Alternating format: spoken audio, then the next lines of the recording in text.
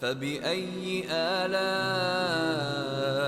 ربكما تكذبان অতএব তোমরা উভয়ে তোমাদের পালনকর্তার কোন কোন অনুগ্রহ অস্বীকার করবে?